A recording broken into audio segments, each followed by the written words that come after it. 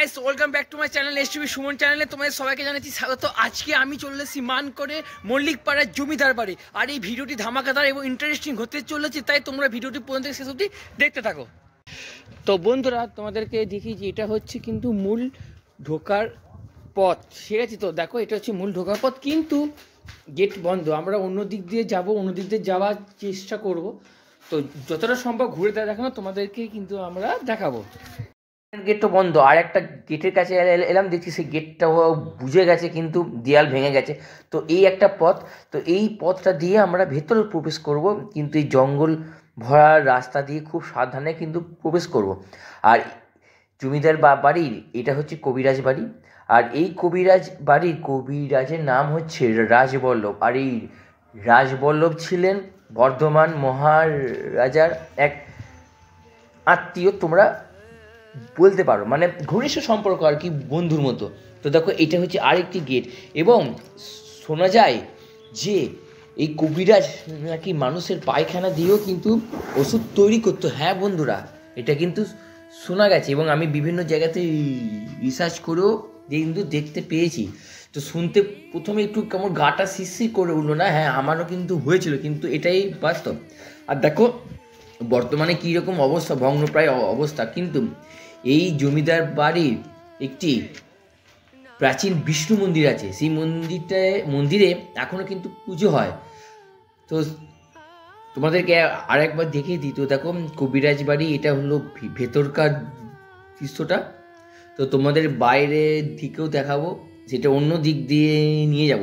আর এই স্থানটা হচ্ছে কবিরাজ বাড়ির বৈঠকখানা। ইয়াস, এটাও হচ্ছে কবিরাজ বাড়ির বৈঠকখানা, যেখানে রাজবল্লভ ওষুধ তৈরি করত, এবং তাদের নিজেদের যেসব বন্ধুরা বা যেসব পার্ষদরা ছিল, রাজা, জমিদার মশাই, সবাইকে নিয়ে এখানে তারা বৈঠকও কিন্তু করতো।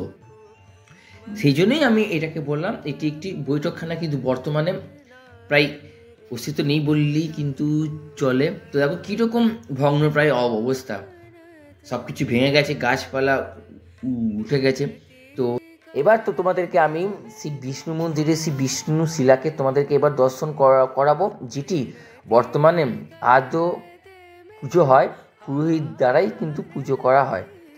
তো দেখো, এই হচ্ছে বিষ্ণু শিলা বা নারায়ণ শিলা তোমরা বলতে পারো। তো আমি চলে আসলাম জমিদার বাড়ির একদম বাইরে এবং পিছন দিকে, এবং এখানেও একটি রাস্তা আছে। এবং তোমাদেরকে বলে দিই, মানকর হচ্ছে বর্ধমানের সব থেকে মানে বড়লোকি জায়গা সেই সময়কার সময়, যখন রাজা মহারাজারা ছিল। আর এই মানকর গ্রাম কিন্তু তৈরি হয়েছে তিন জমিদার নিয়ে। এক হচ্ছে পাল বংশের জমিদার, খাঁ বংশের জমিদার, আর হচ্ছে ভট্টাচার্য পরিবারের জমিদার।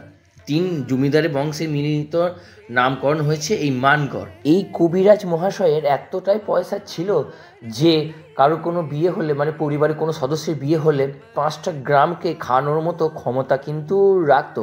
আর এটি এখন তোমরা যেটি দেখছো, এটি হচ্ছে বাহার মহল, মানে বাইরের মহল। অন্দর মহলটা তোমাদেরকে ফার্স্টে দেখালাম। জমিদার বাড়ির ভিডিওগুলো দেখতে তোমাদের কেমন লাগছে অবশ্যই কমেন্টে জানাও, আর এই ভিডিওটি কেমন লাগছে এটা অবশ্যই কমেন্টে জানিও।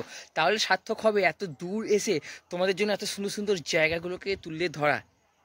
বন্ধুরা, এটি হচ্ছে কবিরাজ বাড়ির বাইরের মহলে প্রবেশের রাস্তা। হ্যাঁ, এইখানে দেখছি, এখানে অনেকগুলো জানলা আছে। তো এইখানে কবিরাজ বাড়ির সমস্ত আত্মীয় স্বজন সবাই থাকতো। এই কবিরাজ কিন্তু প্রচুর টাকার মালিক ছিল, প্রচুর টাকার মালিক। গ্রামের লোকদেরকে কিছু পাল পরব হলে খাওয়ানো, গরিব মানুষদের অস্ত্র দান করা, এসবও কিন্তু করতেন। এবং রাজ পরিবারের কোনো অসুখ হলে কিন্তু এই কবিরাজই ছিল কিন্তু শেষ ভরসা, কারণ উনি যা চিকিৎসা করতেন এবং ওনার চিকিৎসা বিদ্যার যা পারদর্শী ছিল, তা তৎকালীন সময় কিন্তু কারুরই কিন্তু সেরকম ছিল না। তাই উনি অনেক খ্যাতি ও সুনামও অর্জন করেছিলেন। আর এটি আরেকটি জায়গা, মানে বুঝতে পারছো কতটা পয়সা থাকলে এরকম দুখানা মহল পরপর তৈরি করা যায়। তো দেখো, আর এখন বর্তমানে কি অবস্থা। তো বন্ধুরা এই ছিল আজকের ভিডিও। এই ভিডিওটি তোমাদের কেমন লেগে গেছে অবশ্যই কমেন্ট বক্সে জানাও। তো তোমার সঙ্গে দেখা হচ্ছে আবারও ঠিক পরবর্তী ভিডিওতে। তো বন্ধুরা টাটা।